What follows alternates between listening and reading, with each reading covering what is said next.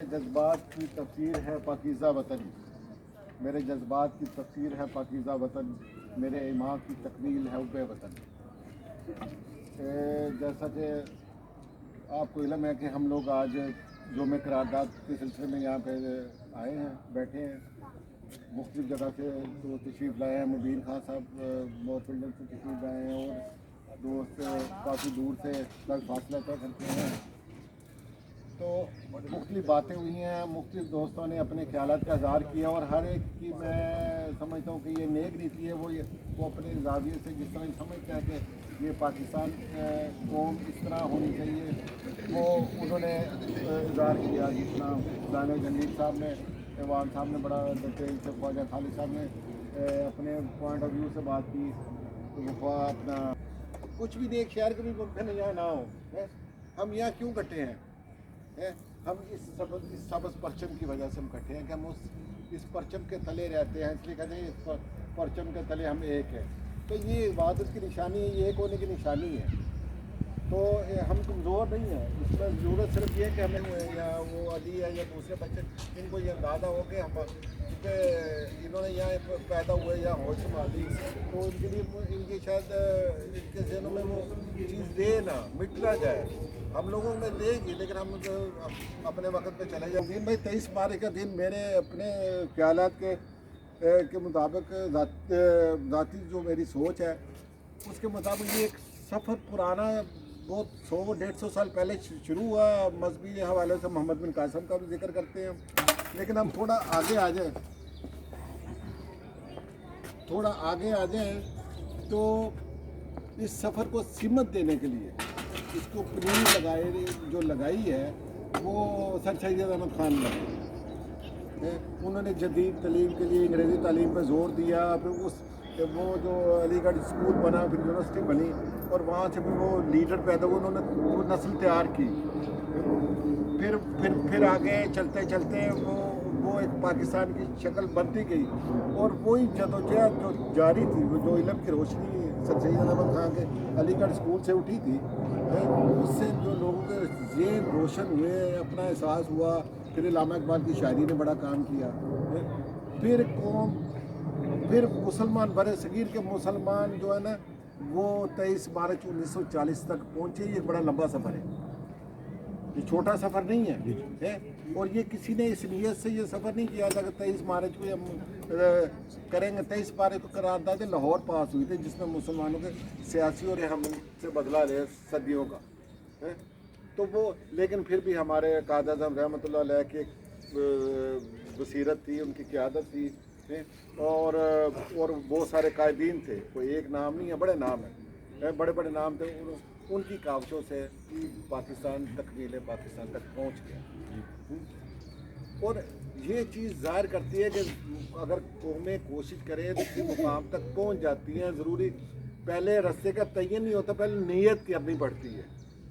جب آپ سفر شروع کرتے ہو، گرتے پھرتے پہنچ جاتے ہو، اور یہ پاکستان کو یہ 7 سال کا جو سفر ہے، یہ جب معین ہو گیا منزل، تو اس کے لیے جدوجہد شروع ہو گئی۔ اور آپ دیکھیں اس کی جو قربانیوں کا اگر ہم ذکر کریں تو لفظ کم پڑ جائے، ان کا تصور نہیں کر سکتے۔ آپ اپنے بچے کو آپ کی نظر سے 2 گھنٹے کے لیے اوجھل ہو جائے، ایک دیہات کے 600 سے زیادہ مسلمان شہید ہو گئے، کاٹے گئے۔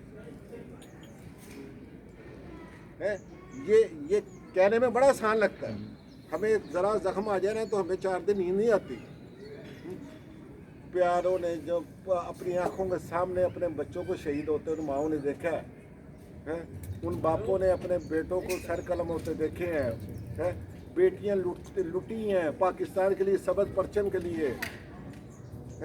اس کا یہ دن اس لیے مناتے ہیں کہ تاکہ اس کی اہمیت کا اندازہ ہو۔ خالی تاڑیاں مارنا یا کھانا پینا نہیں ہوتا، یا تصاویر پروگرام نہیں ہوتا ہمیں پاکستان۔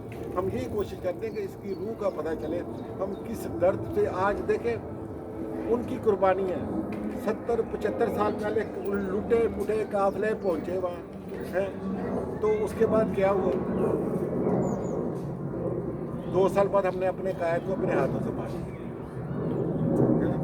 اس کے بعد اپنا لیاقت باغ میں ہم نے کیا کیا، پھر پاکستان درندوں کے چڑھ گیا جنہوں نے آہستہ آہستہ آہستہ پاکستان کو کمزور کرنا ہے. اتنا مضبوط پاکستان تھا. آپ یہ دیکھیں کہ کتنا عرصہ لگا ہے. دنیا نے ہم نے خود زور لگا رہے ہیں اپنی عقل کے مطابق. ہم سمجھتے نہیں میرا حق ہے. جو پاکستان بنانے والے تھے ان کے نام ہی طریق سے مٹا دیے. مولوی فضل الحق کو جانتا ہے یوم قرارداد پاکستان مناتے ہیں جس نے پیش کی تھی, جس نے لکھی تھی, جو قائدہ میں کابینہ میں تھے. آپ کابینہ دیکھیں ان کی کیسی تھی. ہندو بھی تھا, سکھ بھی تھا, عیسائی بھی تھا, اور ایون کے احمدی بھی تھا. وہ سارے پاکستانی تھے جو سرزمین پہ رہ رہے تھے. آپ چونڈے کی جنگ میں آپ دیکھ لیں, آپ اور دو سے مختلف شعبوں میں دیکھ لیں. ہم تعصب میں جس طرح مبین بھائی نے بات کی, ہمارے کان میں جوں نہیں رینگتی.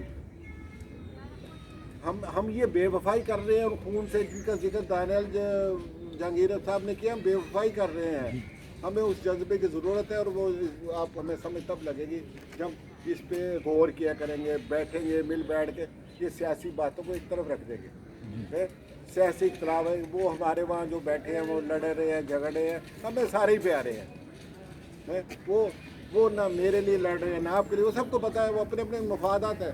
لیکن اس کے باوجود ہمارے لیے وہ قابل احترام ہے. ہمارے بڑے ہیں, جو حکومت میں آ گئے وہ ہمارا وزیر اعظم ہے. لیکن ہمیں یہاں پہ پاکستانی بن کے رہنا چاہیے.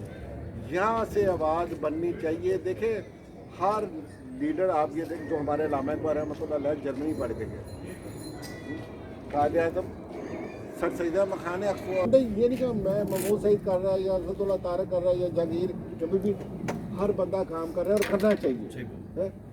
صرف اور صرف اس جھنڈے پہ, اس سرزمین پہ جو رہنے والا ہے اس کی ایز اے پاکستانی عزت کریں. اس کو مضبوط بنانے کے لیے ہم ایک دوسرے کو مضبوط بنائیں. جب ہم ایک دوسرے کو مضبوط بنائیں گے تو پاکستان مضبوط ہوگا. ہم مل جل کے تعمیر کریں. بڑی محنت سے پاکستان بنا تھا, بڑی محنت سے ہم یوم قرارداد پاکستان تک پہنچے تھے.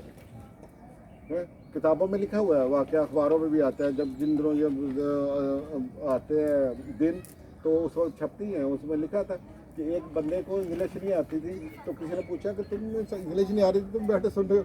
وہ کہتے ہیں یار کچھ بھی ہے, لیکن یہ بندہ محمد علی جناح جو کہہ رہا ہے نا, میرا دل گواہی دے رہا ہے یہ سچا ہے. جو بھی کہہ رہا ہے, ہمیں ایسے محمد علی جناح کی ضرورت ہے. اس سوچ کو شکست دے دی نا, تو ہم نے بھی ایسے شکست دینی ہے. میرے دوستوں, ابھی تک ہم ہیں پاکستان کے چیئرمین محمود سعید صاحب کا خطاب جاری ہے. محسوس کریں, ہمیں اجازت دیں, پھر ایک نئی ویڈیو کے ساتھ آپ کی خدمت میں حاضر ہوں گے. اس کو پورا کریں. السلام علیکم ورحمۃ اللہ وبرکاتہ.